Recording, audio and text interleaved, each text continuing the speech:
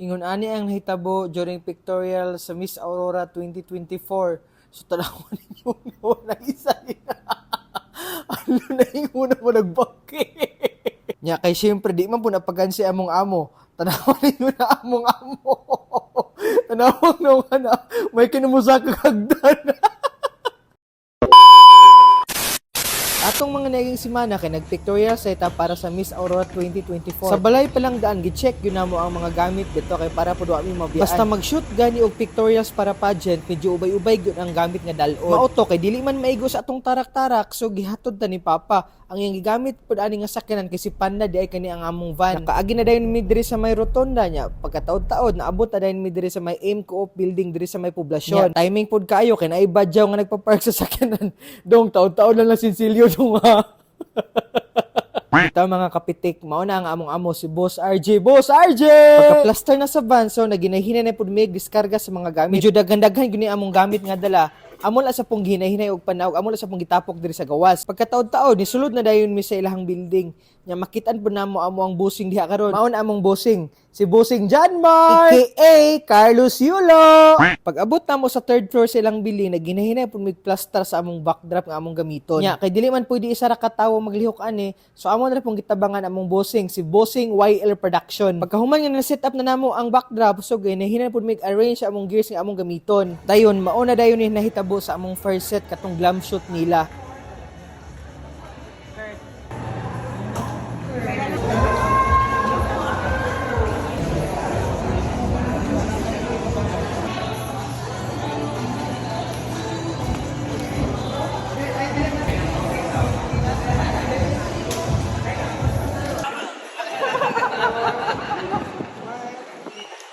Relax pa kayo mong amo, nakigtagay pa ni Boss Vince ug ni Boss Andy das kilid.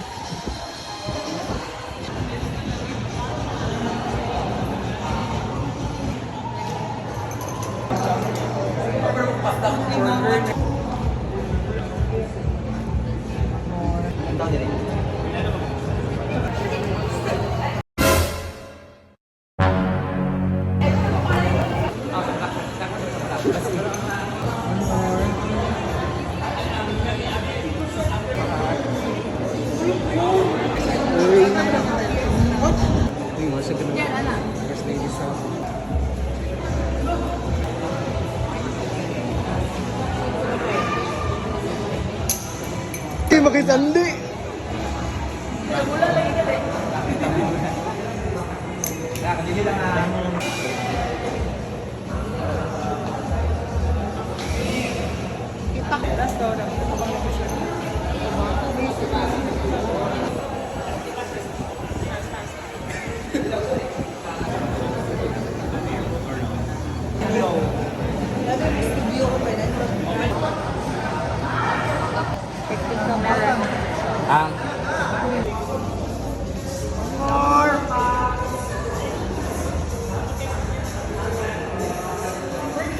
One more. Alright. So again, dapat yung pose to ha? Lahi ka pose. Alam mga anak. Stop. Ay, nawala ng box. Lahi ka pose. Tungunan ang nahitabo sa among second set sa shoot. Grabe. Need bitaw gyud kay team effort.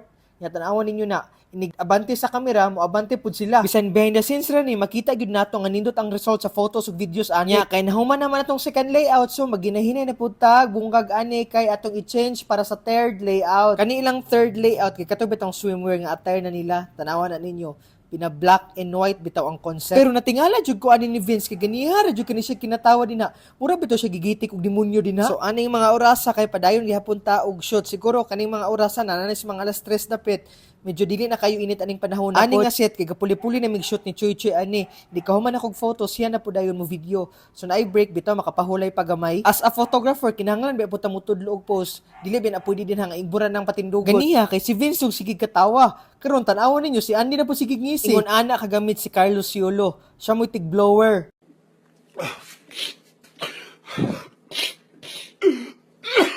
Ingon ana ang result o ining maingon na bitaw sa hangin tan-awon ninyo na. wave bitaw ang buhok. Aning mga orasa kay medyo ubay-ubay na gyud ang tawo. Nya hapit ta pud mi mahuman aning mga orasa. Kay giguba man ni Carlos Yulo ang among blower, so ang gigamit ni Bossing kay kanina pud ang mahalon nga GC Live. Gud nang i-flex kay lagi mahalon biya daw. Kay nahuman na magyud namo tanang set, so naghinahina na pumig panghipos. Maambingon biya kay ta sa gamit, so ikahuman ana kato mga nabuling ato gyud nang trapuhan dayon. Shout out dai ko ni Andy ug ni Vince from YL Production nga gitabangan bitaw gimighipos. Nya kay medyo taas-taas naman gyud ni atong video ug mao na nato karong adlaw. Salamat!